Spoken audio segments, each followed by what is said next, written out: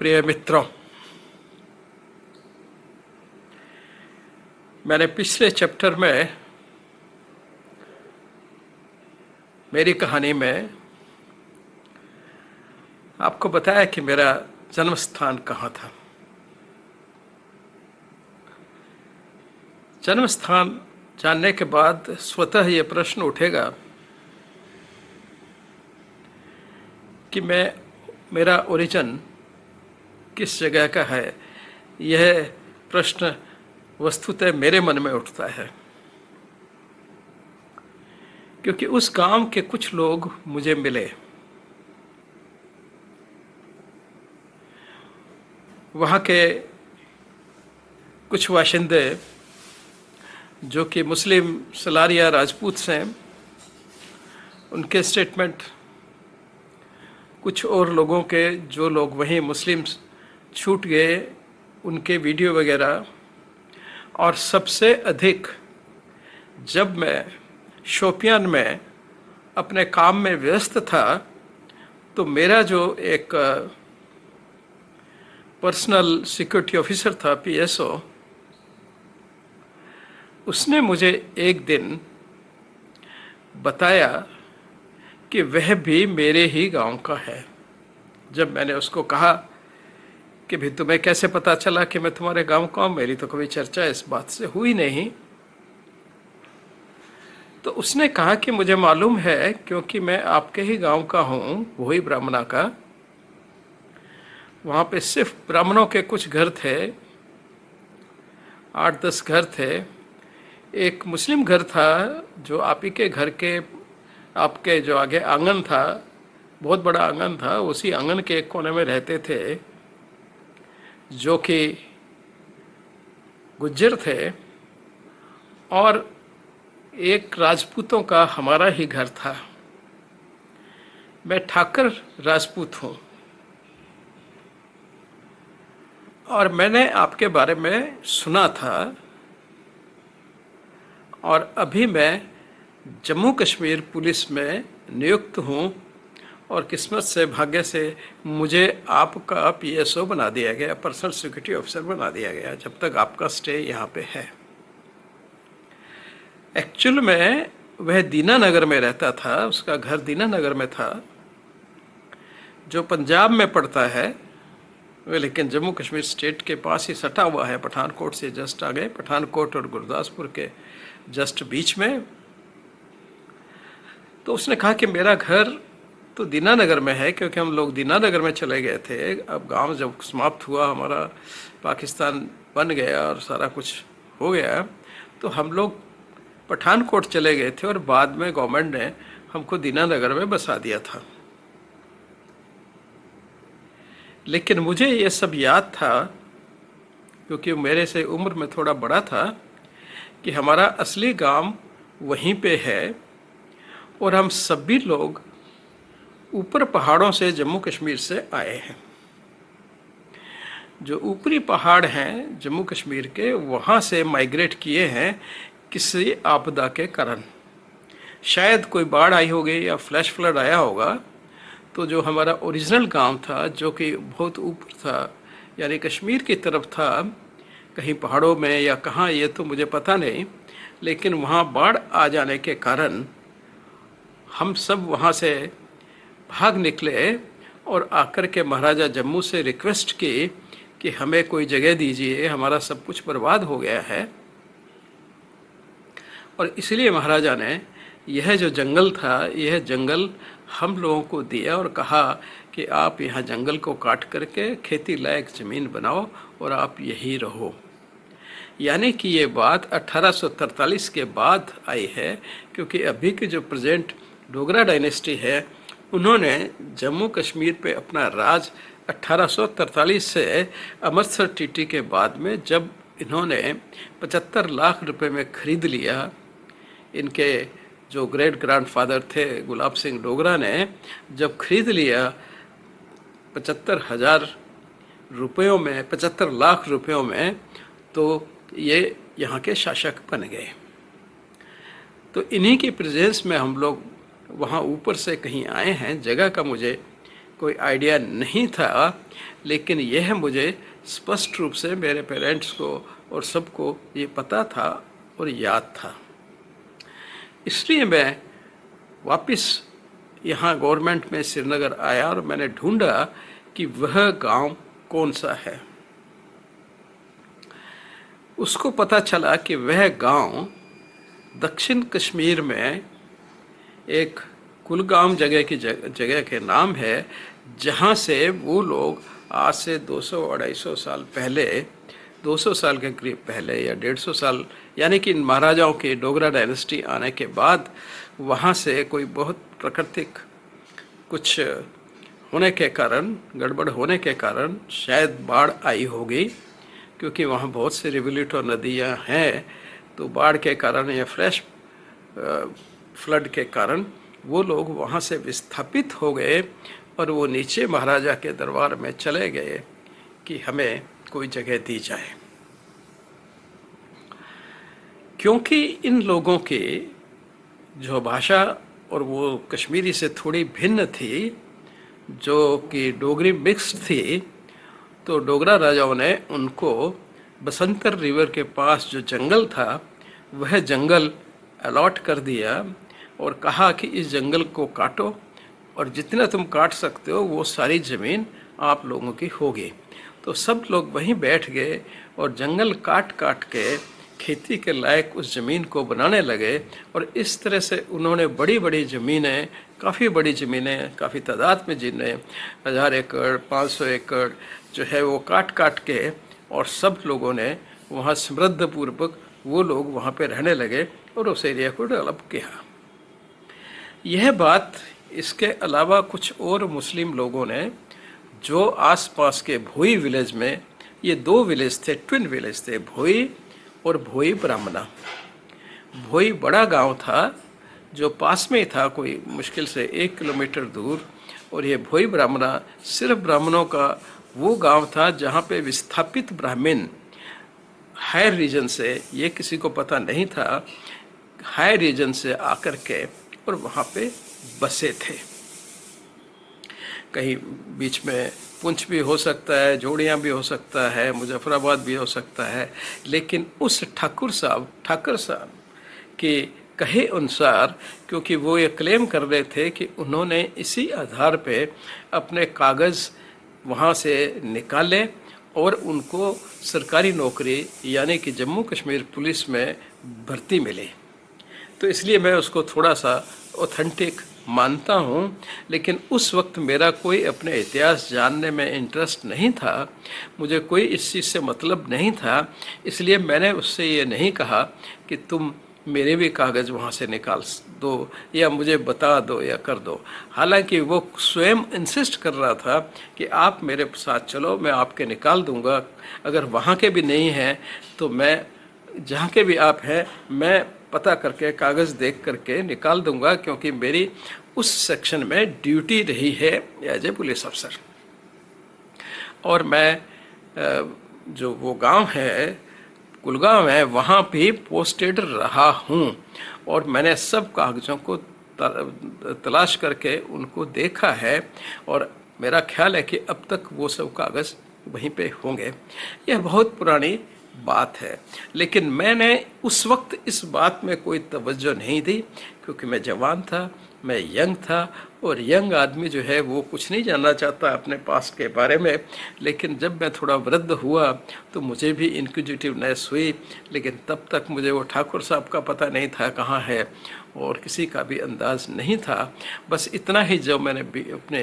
YouTube पे और इधर उधर सोशल मीडिया में ढूंढ के निकाला, या मेरे मित्रों ने बताया जो उधर है पता वगैरह करके, और उन्होंने कहा कि साहब ये निश्चित है कि इस भोई ब्राह्मणा में जो रहने वाले 8-10 घर थे, वह जो है ऊपर से कहीं पे विस्थापित होकर आए थे, और उन लोगों ने अपना नाम झनगोत्रा क्यों रखा ये हमें भी पता नहीं है, उन्हीं के किसी पूर्वज को पता हो सकता है, क्योंकि इस तरह के नाम तो ऊपर पहाड़ों में तो हैं, लेकिन पहाड़ों के बाद कश्मीर में तो ऐसा कोई नाम नहीं होता है। यह सब डिटेल बातें मेरी उस जिस औरत उस महिला से जिनको आप मेरे माता स्वरूप मान सकते हैं, जिन्होंने मेरे को पैदा किया था, जिन्होंने जिन्होंने जिनके हाथों में इस दुनिया में आया था, उस लेडी ने भी मुझे बताई थी स्काइप के ऊपर कि आप लोग यहाँ के नहीं थे, कहीं दूर से आप ऊपर से आए थे और यहाँ इस गांव में भोई गांव के पास करीब 1 किलोमीटर दूर जो जंगल था उसमें आप लोगों को स्थापित किया गया था इस बसंतर के किनारे। इतनी सब मेरे पास इन्फॉर्मेशन होने के बावजूद भी उस टाइम मेरा मन बिल्कुल भी नहीं किया कि मैं इस चीज़ का पता करूं या कंफर्म करूं। ये सिर्फ लोगों से बातचीत करने पे या बताने पे ये बातें सब मुझे पता चलती थी। इसका कंफर्मेशन मेरे को हरिद्वार से भी हुआ। वहाँ जब जाके मैंने अपने परिवार की हिस्ट्री पूछना चाहिए तो उसके बाद उनका बही खाता जल्दी ही बंद हो जाता था 100-150 साल के बाद में, और वो कहते थे कि इसके आगे आपका कोई प्रमाण नहीं है। एक व्यक्ति ने मुझे बताया था, तब भी मुझे कोई इंटरेस्ट नहीं था। उसने कहा कि इसका आगे का आपका हिसाब किताब जम्मू कश्मीर में एक मटन नाम की जगह है, वहाँ पे आपको मिलेगा। उस मटन से मैंने अब जब मेरा थोड़ा इंटरेस्ट हुआ रिटायर होने के बाद में, तो मैंने कोशिश की थी। एक पेश्चिन नाम के पंडित थे वहाँ से, उन्होंने कहा कि हाँ मैं पता कर सकता हूँ, लेकिन अब जब से वहाँ पे कश्मीरियों को बाहर निकाला गया मारपीट करके उनके साथी मुस्लिम लोगों द्वारा, तो वो सारा उनका जो खाता है वो सब वहीं रह गया और उसे नहीं पता कि वो खाता वहाँ पे अभी सुरक्षित है या ख़त्म हो चुका है या जल चुका है। तो इसलिए स्पष्ट रूप से मैं कुछ नहीं कह सकता। कभी कुलगाम वापस जाऊँगा तो मैं कह सकता हूँ, अगर आप मेरे पास व्यक्तिगत रूप से आएंगे और तब अगर वो उनकी बही आपकी अवेलेबल होगी तो शायद मैं बता सकूँ। लेकिन मेरा कोई इतना इंटरेस्ट नहीं रहा, कोई इतना इतिहास जानने का मैं नहीं था। लेकिन हाँ, अब कुछ समय से मेरे में इस तरह से मेरा कोई इंटरेस्ट न होने के कारण मैंने उस चीज़ को परस्यू नहीं किया और उस बारे में अधिक नहीं जाना। अब जब कालांतर में मेरी इच्छा हुई तो मुझे कहीं से कोई उन लोगों का सुराग नहीं मिला और मैं उन सब इंस्पेक्टर को जो मेरे पीएसओ थे उनको भी ट्रेस नहीं कर पाया और आगे बात को नहीं बढ़ा पाया। मुझे बस इतना ही कंफर्म कर पाया कि हम लोग वहाँ पे कहीं और से एक फैमिली के रूप में आए थे, जो कालांतर में जाकर के 8-10 लोग घर हमारे वहाँ पे भोई ब्राह्मणा में हो गए थे। इसके अलावा एक मेरे रिश्तेदार जो मुझे मिले और जिनकी पोस्टिंग वहीं पे थी, यानी कि सांबा सेक्टर में थी, रामगढ़ सेक्टर में, और वो उस पूरे एरिया को जानते थे। उन्होंने मुझे कहा, और इसका कंफर्मेशन वो जो भोई के लोग हैं अभी भी, क्योंकि भोई गांव अभी भी स्थित है वहाँ पे, उन्होंने भी इसको कंफर्म किया कि भोई ब्राह्मणा को 71 के बाद में बिल्कुल समाप्त कर दिया गया था, प्लेन कर दिया गया था, और उसकी ज़मीन को भी हिंदुस्तान ने अपने कब्ज़े में ले लिया था। इसीलिए हम अब उसी गांव को भोई या भोई ब्राह्मणा, दोनों जो नाम अच्छा लगता है वो ले लेते हैं लोग। और ये लिखा हुआ भी कहीं पे भोई लिखा जाता है, कहीं पे भोई ब्राह्मणा लिखा जाता है, लेकिन एक्चुअल में जो आपका गांव भोई ब्राह्मणा था वह 1971 के बाद वार में बिल्कुल समाप्त हो गया था, प्लेन हो गया था, और उसकी ज़मीन पे भी हिंदुस्तान गवर्नमेंट ने कब्ज़ा कर लिया था, जो काफ़ी कुछ उसकी ज़मीन अभी जो है वो जो आर्मी है, बीएसएफ है, उसी के कब्ज़े में है। और वहाँ रहने वाले जो मुस्लिम लोग थे, क्योंकि तब तो पाकिस्तान बन चुका था, वो लोग भोई में ही शिफ्ट कर गए, क्योंकि बिल्कुल वो 1-8 किलोमीटर ही दूर था। ये एक सैटेलाइट विलेज की तरह था, और वो सैटेलाइट विलेज समाप्त भी हो चुका है। ऐसा मेरे एक रिश्ते में जो मेरे वहाँ पे पोस्टेड थे, रादर कमांडिंग ऑफिसर थे, उन्होंने भी इस बात की पुष्टि की कि बिल्कुल भोई ब्राह्मणा गांव था वहाँ पे बॉर्डर पे, बिल्कुल बॉर्डर पे ऊपर था बसंतर पे, लेकिन वह बिल्कुल ही समाप्त हो गया था 1971 के बाद में। अब सिर्फ उसके कुछ अवशेष हैं और वहाँ पे पुलिस की पोस्ट है और वहाँ के लोग सारे जो है पास वाले भोई गांव में शिफ्ट कर गए थे। तो अब भोई को ही भोई भी कहते हैं और भोई ब्राह्मणा भी कह दिया जाता है। वो थोड़ा बड़ा विलेज था और भोई ब्राह्मणा छोटा विलेज था, क्योंकि व्यवहार से कोई विस्थापित आए हुए लोगों के लिए बसाया गया था। महाराजा ऑफ जम्मू ने जो बाद में शकरगढ़ तहसील में चला गया और इस तरह से वो जम्मू से भी बाहर निकल गया था। लेकिन यह बसाया गया जो था वो जम्मू महाराजा ने ही था, अपनी टेरिटरी समझ करके ही उन्होंने वो आदेश दिया था और उस वक्त तक शायद वो टेरिटरी उन्हीं की रही हो। लेकिन बाद में जब शकरगढ़ तहसील को बनाया गया तो वो जम्मू में से ही निकाल करके जफरवाल जो थी जागीर उसी को निकाल करके और पंजाब की उसमें डाल करके और शकरगढ़ तहसील को क्रिएट किया गया था। बेसिकली डोमिनेंटली ये डोगरा तहसील ही थी, ये जम्मू कश्मीर का ही पार्ट था, जिसका रेवेन्यू के कारण अंग्रेज़ों ने अपना कब्जा रख लिया और उसको छोड़ा नहीं। इस तरह से इस बात की न मैं पुष्टि कर सकता हूँ न मैं कोई, लेकिन ये एक घटना, एक हिस्ट्री कह दीजिए या एक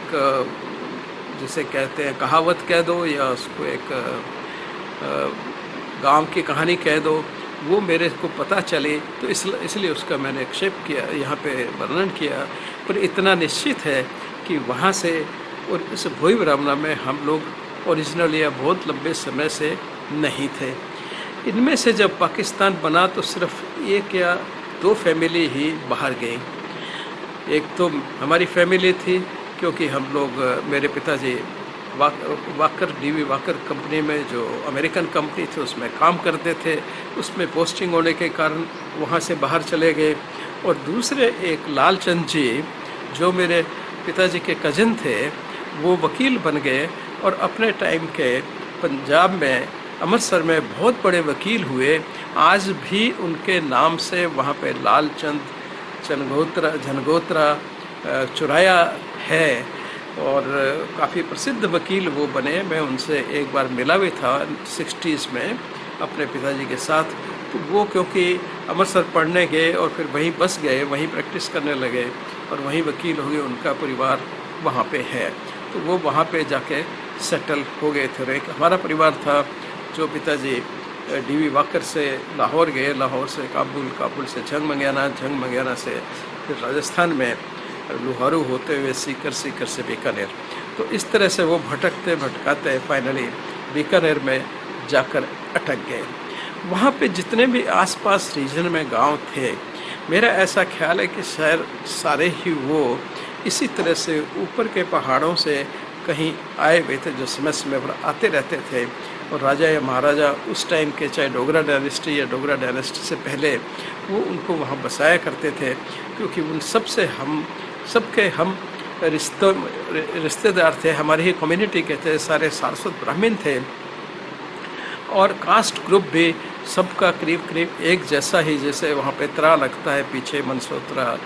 झनगोत्रा, लाइक दैट। तो उस तरह से उनका था। और एक डोमिनेंट क्लास जो उसके अंदर हमारी थी वो खजूरिया थी। मेरा ननियाल खजूरिया ही था। तो इस तरह से कास्ट ग्रुप को देखते हुए पठानकोट से लेकर के और उधमपुर तक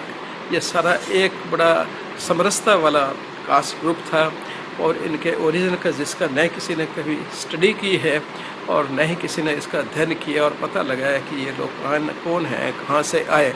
हालांकि राजपूत लोग जो प्राइमरली राजस्थान से आए हैं और महाराजा आज के जो हैं वो जॉबनेर के रहने वाले हैं, जिस पे मैंने पहले एक पूरा वीडियो बनाया था कि ये जॉबनेर पंजाब जयपुर के पास 40 किलोमीटर दूर जो नगर है जॉबनेर, वहाँ से ये लोग निकल कर के आए और यहाँ पे इन्होंने अपना आधिपत्य जमाया मुसलमानों से, अंग्रेज़ों से। एक ट्राईपार्टीट संधि में 1843 में अमृतसर संधि जिसको कहते हैं, उसके अंतर्गत उन्होंने ये 75 लाख रुपए में खरीदा था और यहाँ मकान बनाया। तो इस तरह से थोड़ी J&K की बड़ी कॉम्प्लेक्स हिस्ट्री होने के कारण, बड़ा वनरेबल होने के कारण, क्योंकि हिंदुस्तान के टॉप पे है, मुकुट है, और वहाँ पे बहुत ही हमले होते रहे, तो उस तरह से इसकी ज्योग्राफी बिगड़ती रही। 1800 की एक एटलस मुझे देखने का मौका मिला कनाडा में। मैं किसी के यहाँ पेइंग गेस्ट ठहरा था और उनके बाद बाय द वे एटलस थी 1800 की, और ग्लोब भी था जो उनके फादर ने, कभी ग्रैंडफादर ने खरीदा था, और वो उनके घर में उन्होंने सजा के रखा हुआ था एज ए एंटीक। उसमें जम्मू कश्मीर नाम की कोई जगह नहीं थी, केवल मात्र कश्मीर था, और यह कश्मीर सियालकोट से लेकर के, शकरगढ़ से लेकर के, पठानकोट से लेकर के और ठेठ ऊपर तिब्बत तक जाता था। तो उस सारे एरिया को उन्होंने एक ही नाम से, कश्मीर से उसका नाम रखा हुआ था, और वही शायद सत्यता भी रही है, क्योंकि इस सारे रीजन में सारस्वत ब्राह्मण्स बहुत डोमिनेंट है, और जो पौराणिक की कहानी है वो भी ये बताती है कि सारस्वत ब्राह्मण्स एन ब्लॉक आकर के इस कश्मीर में आकर के बसे, वैली में भी बसे और वैली के चारों तरफ भी बसे, हिमाचल के एरिया में भी जाके बसे, और कुछ लोग नेपाल में भी चले गए, वहाँ भी बसे। तो अगर उस पुराणों के इतिहास को भी देखें तो यह कहानी मिलती सी है, और लगता है कि शायद यह सारस्वत कम्युनिटी बाहर से आई, और बाहर से आने के बाद भी नेचुरल विपदाओं के कारण इधर उधर भटकती रही, और आपस में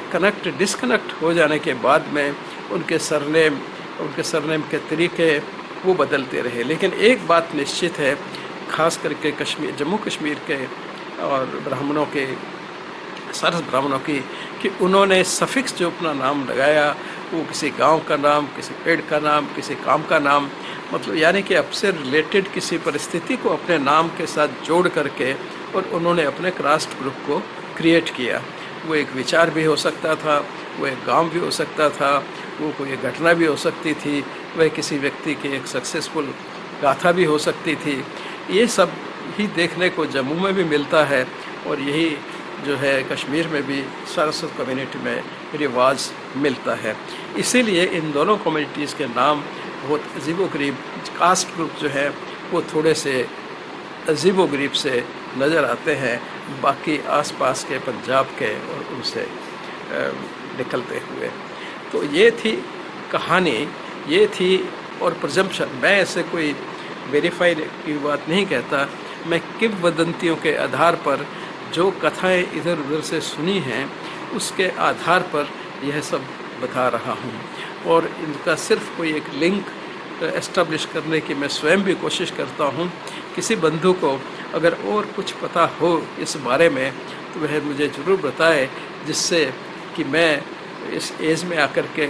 ये एक शौक़ सा बन जाता है कि आप जानना चाहते हैं अपने पूर्वजों के बारे में, अपने बारे में, अपनी कम्युनिटी के बारे में, कि आखिरकार ये लोग कौन हैं, कहाँ से आए, कैसे आए। तो वो एक जानने का बड़ा सा, मैंने DNA का भी काम किया है अनुपमा रैना को लेकर के, और एक DNA स्टडी भी की है, तो जिसने एस्टेब्लिश किया कि ये सब ग्रुप एक ही है, इसमें कोई शक नहीं है। जेनेटिकली ये एक ही ग्रुप है। हाँ, समय समय पर इनका इधर उधर मूवमेंट होता रहा, और लोकलाइजेशन के कारण जब कोई लोकलाइज्ड कम्युनिटी हो जाती है तो कुछ उसके अपने ही ट्रेट उनमें डेवलप हो जाते हैं, और वो ट्रेट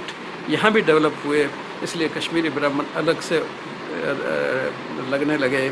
भाषा से और जाति के अनुसार जम्मू वाले अलग लगने लगे, हिमाचल वाले अलग लगने लगे। पंजाब में खैर दोनों रीजन्स के ज़्यादातर कश्मीर से माइग्रेटेड जो वहाँ मिलेंगे, अमृतसर तक जो है, उनके सरनेम भी कुछ के वही हैं, कुछ के परिवर्तित हो गए हैं। धन्यवाद।